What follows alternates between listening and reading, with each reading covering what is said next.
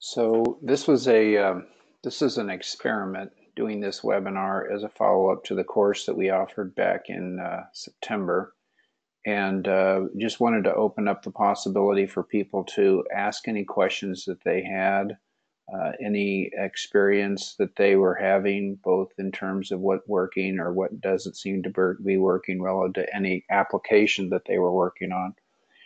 So I don't have an agenda per se. I could go through any of the introductory slides. I could do a high-level view, and we could pick and choose where the topic areas that people want to talk about.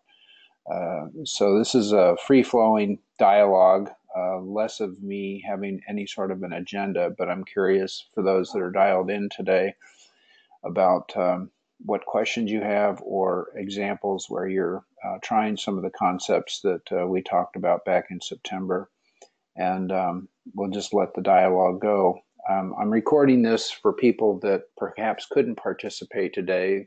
They might have questions similar to the questions that the folks who are on the call today, and so we'll record that for anyone who wants to benefit from that. So I've got the phones unmuted. Anybody that wants to ask any questions or make any comments relative to what we learned together back in September in lacrosse, the mics are open and anyone can ask a question now. You can also use the chat function if you want to ask a question by typing it in.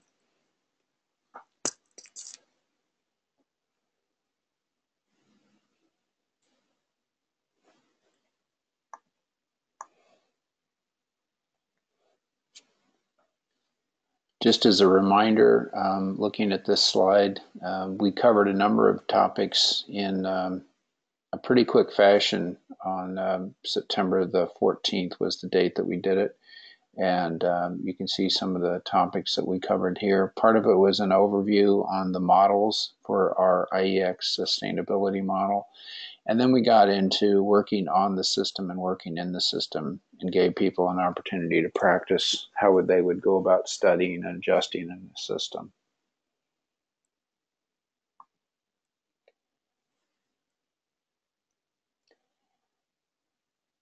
So the phones are still unmuted if anybody has any questions or comments. I'm just going to go through some of these introductory slides, perhaps to prompt any of the thinking that people might have relative to what we talked about. I'll stop there looking at the learning outcomes, what we were trying to help people to understand and use.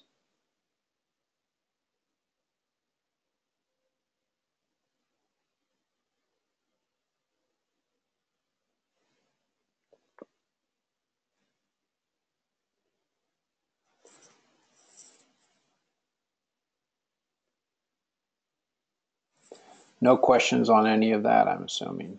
Okay. We got into some of these high-level concepts. I'm going to back out of this and basically use this view of looking at the slides.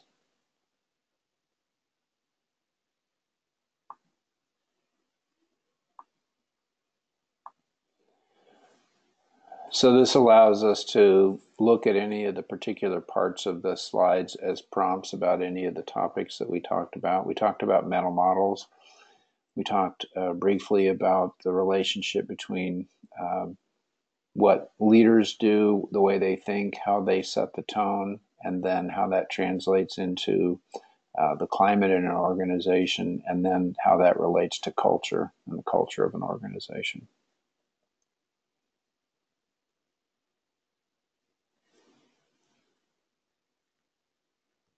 So then we talked about our sustainability model, which was to help people to understand the difference between focusing on using tools to get results and understanding the principles behind achieving those results and the importance of connecting to purpose. So then we talked briefly about the connecting to purpose here. We showed this video. We're not going to show it again, but anyway, the connecting to purpose using the example of the little boy that had lost his mother, and he developed a simple way to help people smile by giving away toys for people that weren't smiling, and then connected to his purpose, which yielded some significant results in others, but also in himself.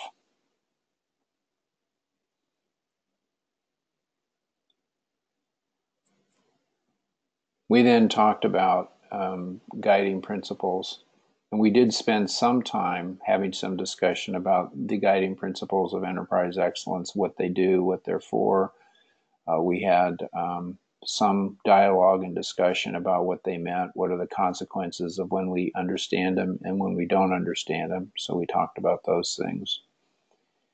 And then we talked about the relationship between the purpose, what do we want to see, what do we need to do, the kind of actions we want to take in terms of the ideal behaviors we want to exhibit, and the relationship that that has on the outcomes that we get. So we call that the see, do, get relationship. I'm just going through this at a high level. At any time anyone has any questions or comments related to how they've been applying any of these concepts that we talked about, you can certainly do that. This is less about me reviewing all of the materials we talked about and more about fielding any questions that people might have.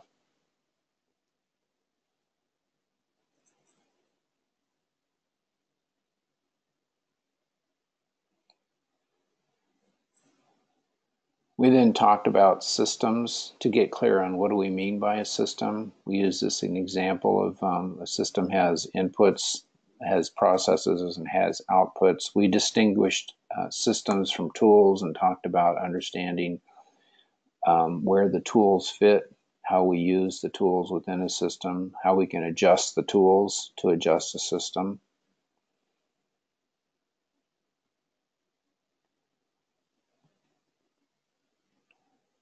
I'm going to zoom in on this particular diagram here and just look at this because it's an important concept related to what we're trying to do. When it gets into systems, we know that there are some systems that leaders in an organization are focusing on the strategic issues for the future. So that's represented by that yellow triangle. They work with managers that are transitioning a lot of that work, the strategic focus areas for themselves, and then transition it to the front line. And the work of managers in the front line, a lot of that has to do with what we call managing for daily improvement, dealing with the problems of the future. And there's that slice in the middle, which we can think of as standard work. At this zone over here on the left, it would be leader standard work, manager standard work.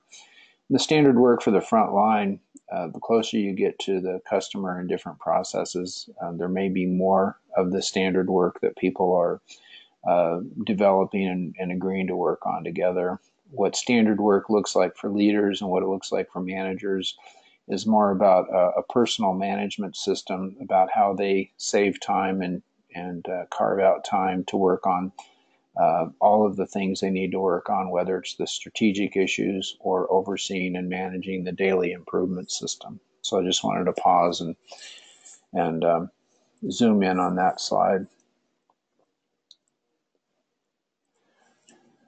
Let me ask this. Does this view of looking at where in the ideal world where people spend their time, is this a helpful view for people to think about these sort of concepts? Does it work? I think it does. Like, this is CC calling her from practice. Okay, great. So could I just ask a question about that? So when we have our frontline staff, you know, we're trying to start to have them use standard work. How much of the, you know, strategic information makes sense to try to kind of encourage them on the reasons why standard work is important? That's a good question. Do you have an example of a kind of standard work that we would think about here, particular roles and responsibilities?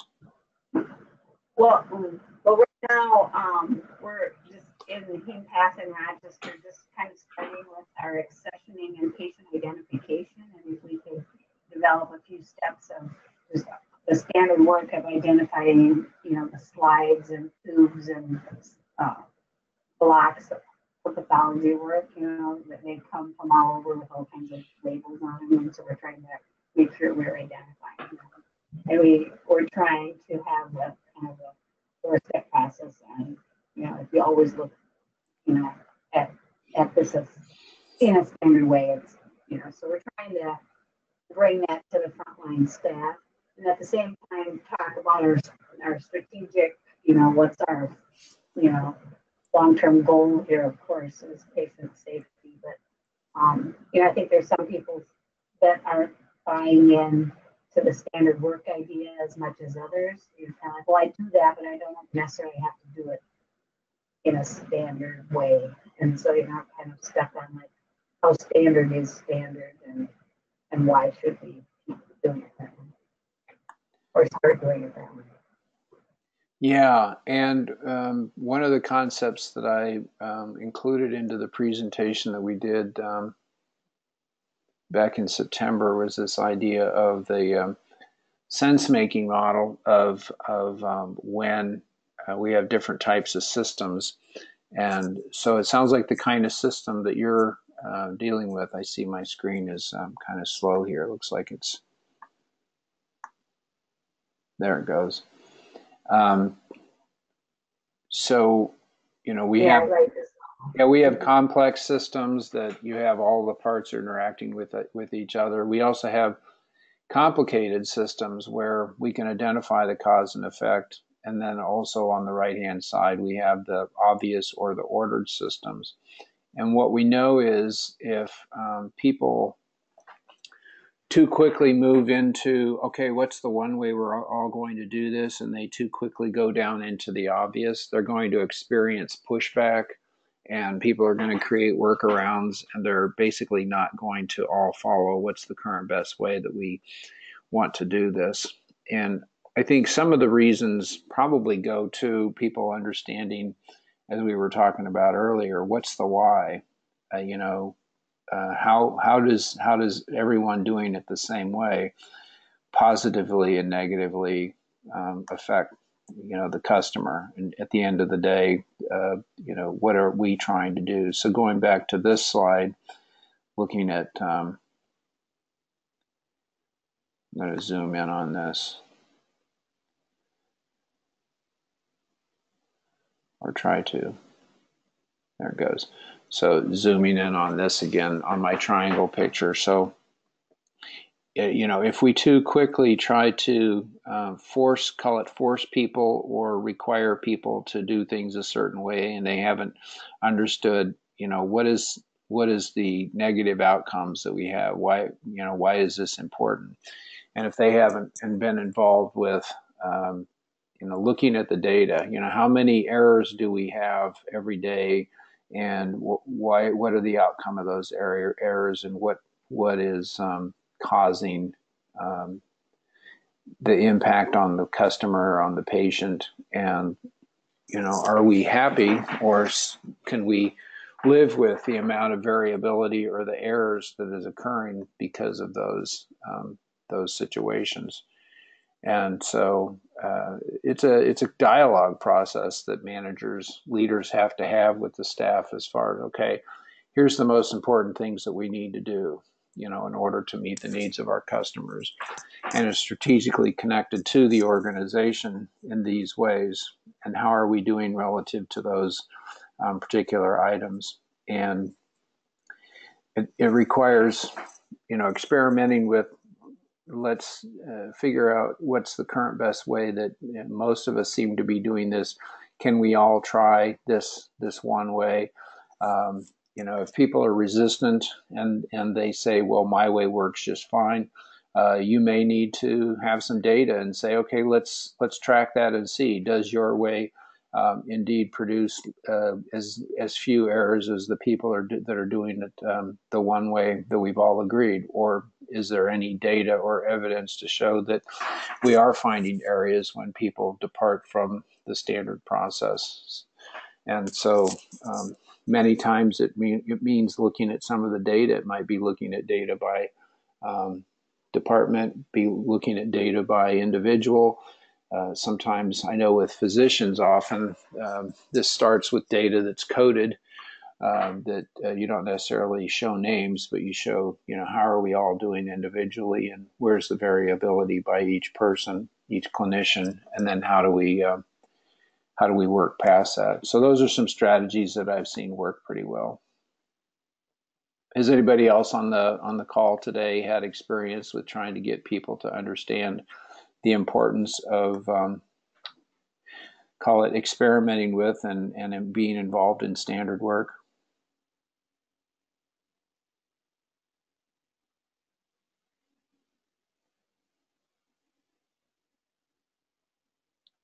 Are there people that have seen some progress toward getting people to understand the importance of agreeing to do certain things a common way? This is Cece again. I think we have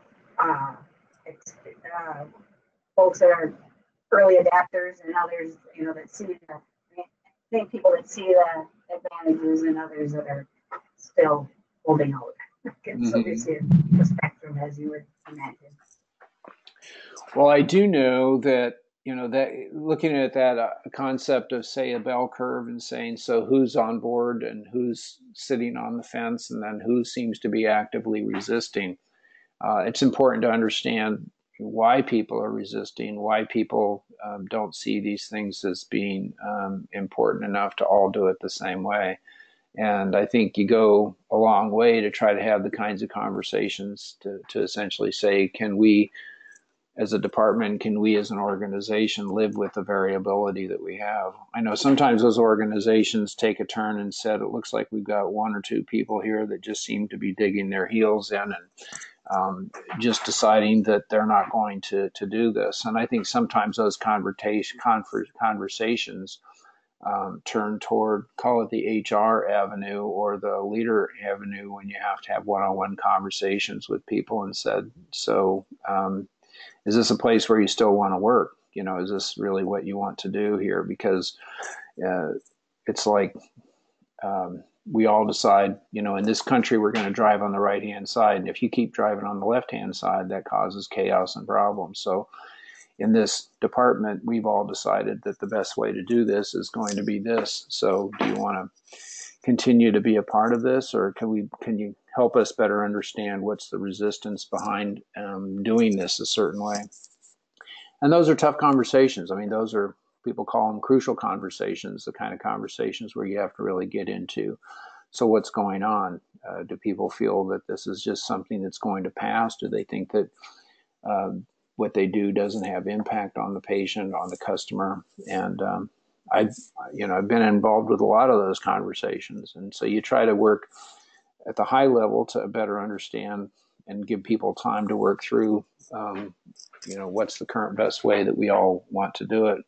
And we're also careful to understand, have we made it too rigid, and have we gotten into the world of, trying to enforce compliance to something where people really haven't understood the why behind the what. And so those are some of the conversations that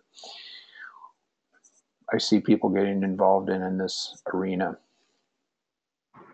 Yeah, I think you're right.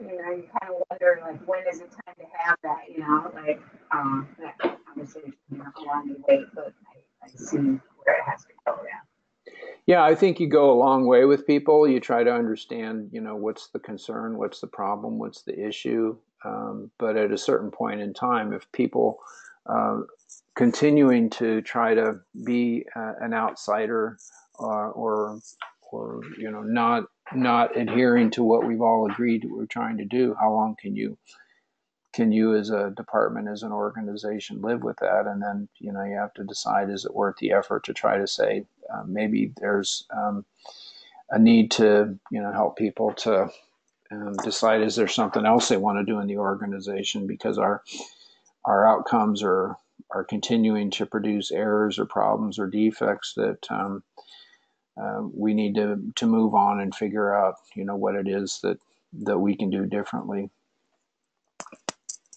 Okay. good conversation.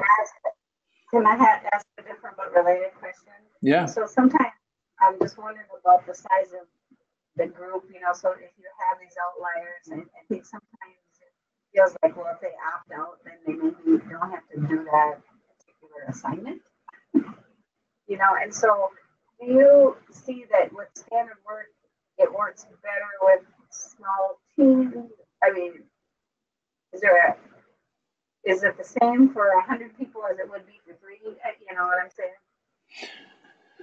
Yeah, and I'm just going to go back to this Knevin sense-making model slide. Let's see what it's showing here.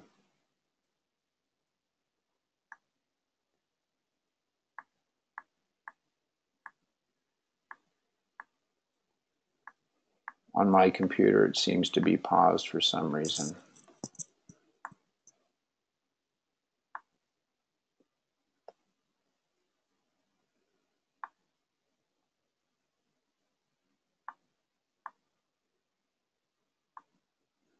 Okay, there it goes. So I think one of the problems that we seem to have is, and I know that I'm going through this pretty high level here, but I just want to kind of unpack the whole model as a whole, just to get it all out there, because we covered a lot of topics when we were together in September here with this. But so most of the time we are dealing with a complex sort of an environment, and that's the upper left-hand corner where you got all the different parts and that are interacting with other parts.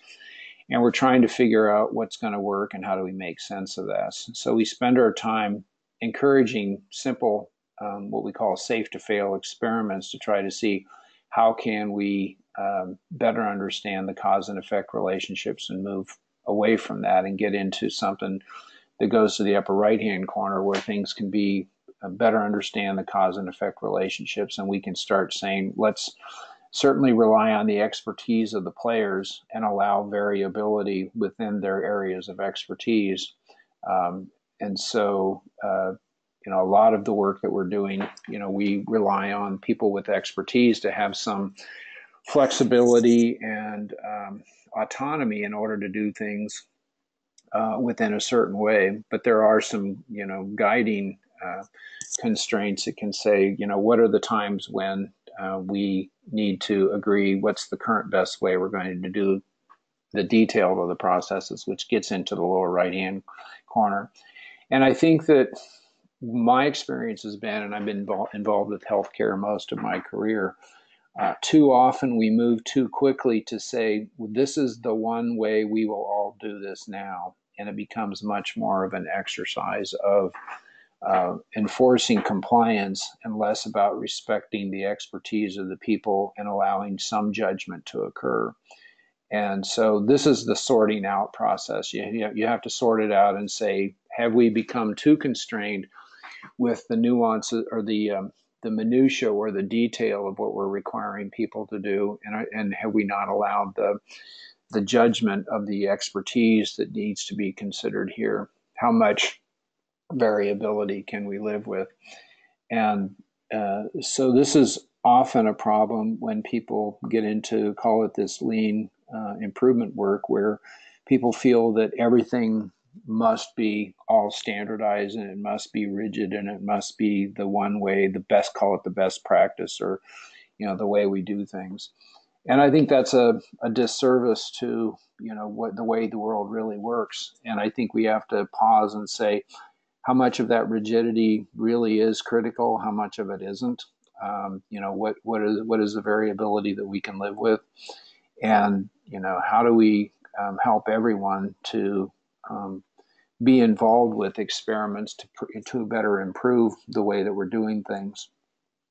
And of course, the longer that a person has lived in a system where they've been told in detail what they can and can't do, and they've developed, call it resistance strategies or workarounds or all sorts of the informal ways that they do things, the longer that those have lived in an organization, and people have navigated through that, call it gotten away with it, the harder it's going to be that said, okay, that worked back then, but it's not going to work now. So it requires, some, again, going back to some different kinds of conversations about what do we need to do to move forward, and how do we navigate that.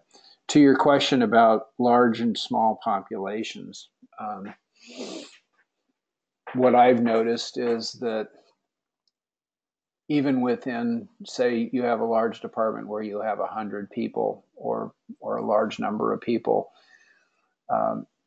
to say that every one of that large number is going to do everything exactly the same is probably not likely. But what are the general parameters under which that we would like everyone to work, adherence to the general concepts, and that gets us more into the complicated realm. But I think managers are always trying to understand the variability that they have, and trying to, where they can, reduce the variability. But I think that it behooves us to really understand when we've moved too strongly down into the obvious, and we've created responses that move people over into this complacency zone where we find ourselves in a chaotic situation where people are basically doing things as they wish. So I don't know if that touches on the question there, but that's how I've been thinking about it. Yeah, that's helpful. Thank you. Okay. Yeah, this difference between the different types of systems, whether we're dealing with a complex system or we've got an ordered system, we're going to have to learn a lot more about that and understand how long do we really allow good experimentation to occur, and then how do we move that forward. So I'm going to back out and look at the slides this way, just so that we can see what topic areas people want to talk about, because we did have some conversation about the Cynefin sense-making framework before we moved into the methodology, which was the prime focus of how could people run experiments to design and redesign different systems. And I'm pretty confident that whatever type of a system we're dealing with, whether it could be complex or more of an ordered system. I'm going to move down to another slide here. I'm pretty confident that this methodology that we talked about here has pretty good usability in a number of these domains. Even if you're dealing with a complex system, my computer keeps getting to be paused here. I have to figure out what's the method to make that. There it goes. I'm pretty confident that this method that we introduced, describing working on the system and then experiments within the system, is going to work pretty well in a number of these domains. So if you think that you've got complexity that you're dealing with, I think that having multiple safe to fail experiments still has utility. I think that less concern about the details of the experiments in the working in the system, and allowing, I put down here, holding it loosely. So allowing good experimentation to occur, seeing what works, what doesn't. I think that after you've had experimentation and things are starting to stabilize and you're better understanding cause effect, I think this methodology has good utility for complicated systems. And then if you decide, and again, the key question is if, you decide that we now have a way that we think is going to be stable for a long time, and it behooves us to have everyone do things in a certain way, I think the method works there. But again, that's a key question, and we have to be careful about how many of those items we're trying to move into that ordered system. So we did spend time as a group really unpackaging this methodology that we described, which is, I'm going to go to this slide here.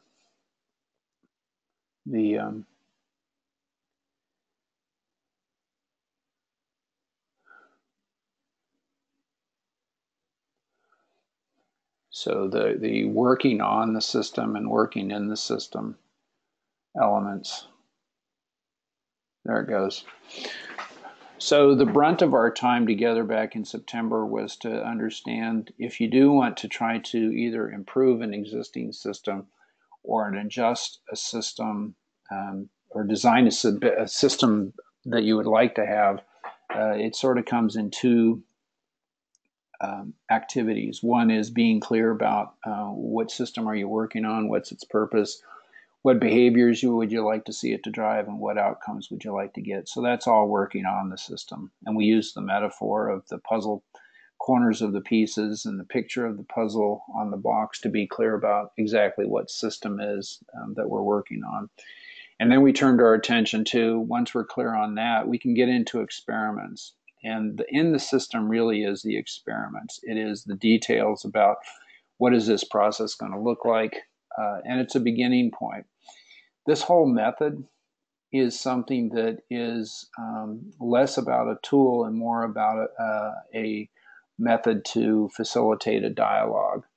And so you're always trying to get clear on both parts. You have a beginning idea about what the system is, what its purpose is, what principles are important, what behaviors we want to drive, and an outcome. And let's say that that's the version, that's today's version. You may on your document put today's date up in the upper right hand corner and said, okay, that's our current best thinking on what this system is. And now we're going to run experiments and see how we can achieve that purpose, get those behaviors and get those outcomes. And then as you flesh out the different parts, whether it's working on the process, what are the tools that are going to be important? How do we pay attention to key triggers? How do we have some measures of how this process is working? Then we can step back and go through the renewal mechanism step, which is important to take some time and reflect and think about. How is this whole system working? And it's intended to be a review top to bottom from, are we clear on the purpose? Are we clear on the scope? Are we clear on the behaviors we wanted to see? What adjustments would we make? And so it's an ongoing, call it a PDSA, that never really ends, because you're trying to really understand what kind of a system or routine needs to be not just developed, but maintained. And if we set some things in motion and say, okay, here's what we're going to do, we're going to describe the purpose, and we're going to have a flow chart and have a process and identify the key tools, but we never revisit it, we never talk about it, we never talk about the data that tells us how it's doing, it's just going to be another fad and another flavor of the month, and something that, this too shall pass. And that's unfortunate, because there's a lot of power behind being clear about how these systems can help to make a sustainable improvement for an organization. So this is where we spent the brunt of our time as a group, is helping people to experiment with this. And I'm curious about what questions people have from this, or any examples about what they've learned or accomplished by using this methodology. I'll pause and see if anyone has any input on that.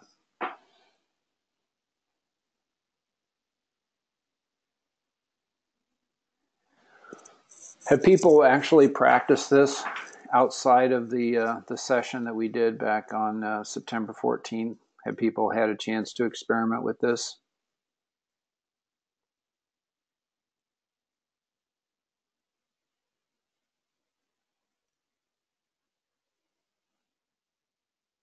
I think we talked about it kind of at a high level, but I can't say that I've been able to dig back down into it. Mm-hmm. Yeah, that's not. Go ahead. Oh, this is Courtney from HemePath as well. I think we put together one of these tools and kind of presented it to the group that Cece was referring to earlier. And I think it's hard. What I struggle with is how do you really implement this? Is this more of like a top-down, kind of having your main leaders involved and having them aware of what's going on and kind of promoting these things, or is this more of going to like the work unit and working from the bottom up? I think I know that you got to meet in the middle somewhere, but how do you get that buy-in like CC was talking about? And I know you said showing data and different things like that, but that's what we're struggling with right now. It seems like kind of a no-brainer. It's patient safety, reviewing materials. Everyone should kind of see the importance of it. Yeah. What's the better way of doing it? Having your leaders on board and having them kind of pushing it, or I don't know. I guess that's where I struggle. Yeah. Well, I mean, that's an important consideration. And I think I'm going to go back to a slide that I think I talked about when we were together.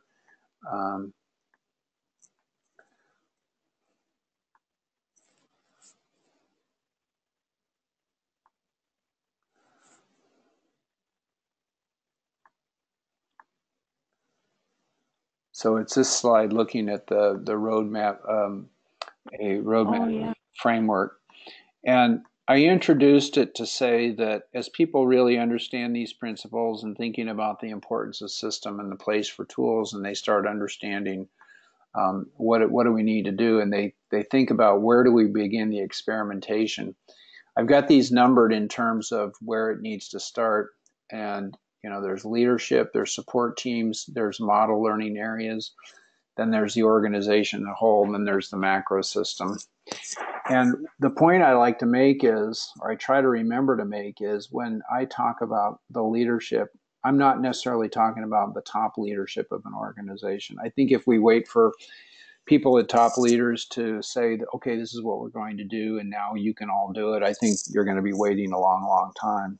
I think that anybody can be a leader. Anybody that has any areas of responsibility could put themselves in this leadership category, and they could start the experimentation within the areas of their own zone.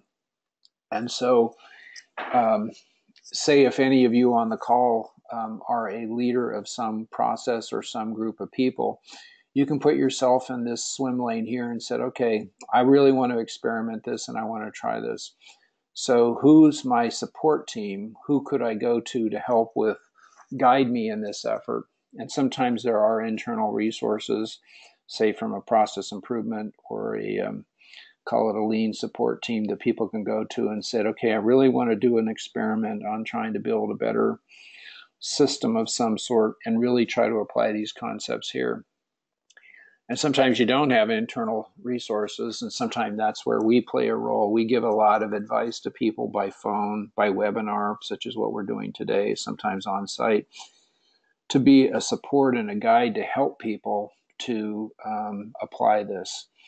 And then they'll say, okay, now I know that, let's say you have responsibilities that are in an entire department, and you know that you could go department-wide and try to do this, but you want to try to contain your initial efforts and say, I'm going to run a small experiment. Where could I run that small experiment, and how could I see how this goes? And that's where you would get into what's your experiment area for your area of responsibility. And so instead of saying the organization here, let's say that this is a manager trying to do this. You could put, you're the leader of the department that you're responsible for. You might have some internal support or external support that's going to help to guide you. You may say, okay, I'm not going to try to do this across the whole department, but I'm going to pick a sub part of the department and run these experiments. And then back to number 4 up on the top, instead of saying the organization, you could say that's the entire department that I'm responsible for.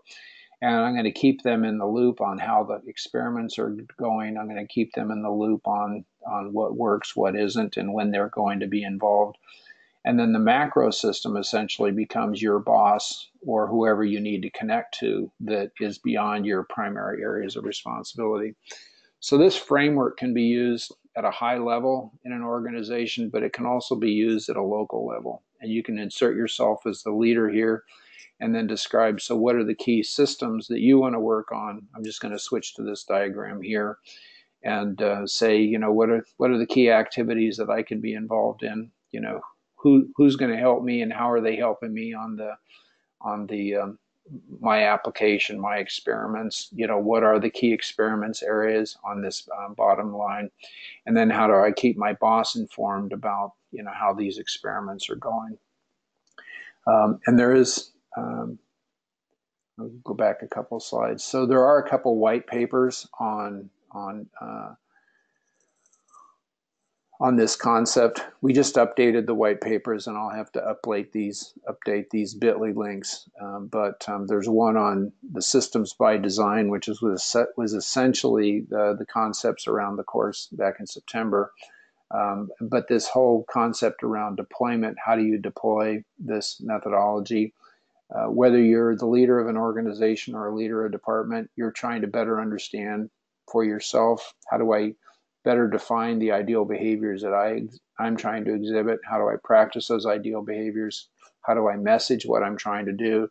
And then where do I start doing experimentations? So it's called build one here, but how do I start building systems? So that's my general advice for people that really want to get into this. I would say that if you're lucky and if you have a boss that is in tune with this and they want to be involved as well, then you've got a good support system. But I certainly wouldn't say I've got to wait for the very top of an organization to decide this is the way we're going to do this, because I just don't think in reality that's the way it works. Oh, that was very, very helpful. Thank you. Yeah, and I'm happy to have any follow-up conversations with people. And I'm serious we could do webinar conversations about specific examples about how people are trying to apply this throughout. So that could be one of the follow-ups that we could talk about. Any help that people have. Is there any way you can send out those 2 white papers that you guys just updated? Yeah, I will, in follow-up to this webinar, and to all the people that are invited and also those that did participate today, I will send the links to the updated white papers. That'd be great. Thank you. Okay. So I'm cognizant of time and realize that people got things they need to do. I think this has been beneficial to understand where your questions are, and I'm happy to do any follow-up with anybody individually or as a group on these concepts. I'm just looking at the various slides that we talked about when we were there last time. I think we've hit upon the brunt of them.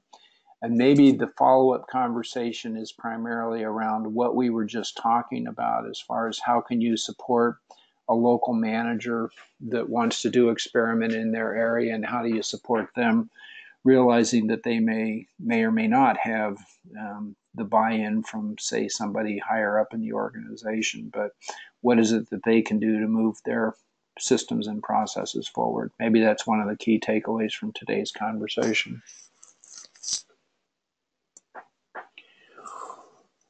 Okay, in addition to sending out the links for the updated white papers, I will just put this screen up there on the webinar.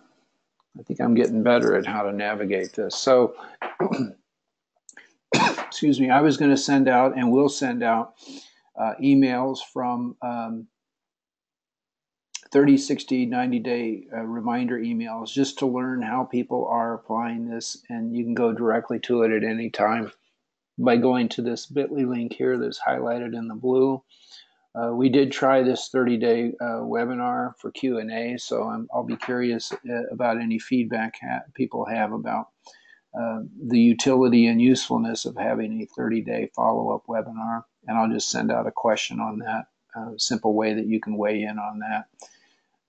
And you'll also get the recording from today's webinar, so you can pause it, share it with other people, and if there is a desire for anyone individually to make some time and work through what would a roadmap look like for your department or your area, I would be happy to do that with folks.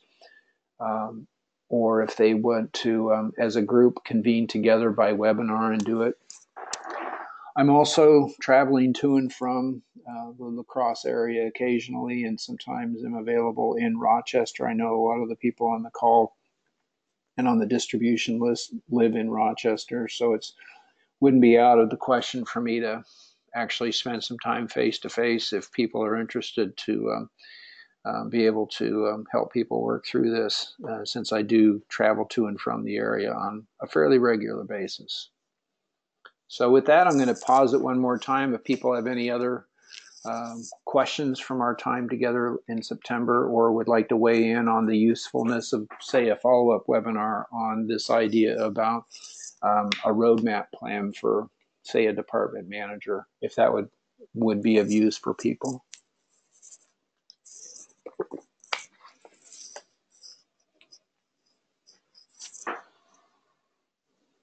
It's a quiet, courteous group.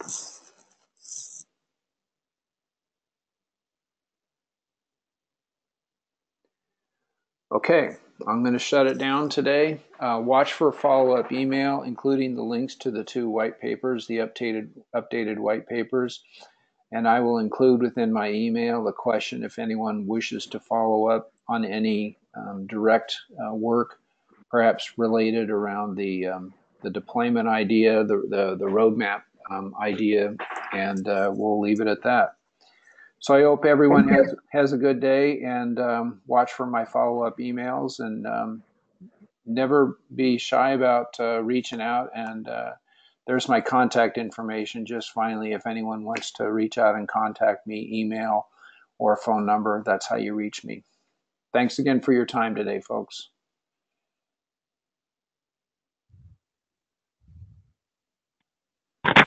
Thank you. Bye.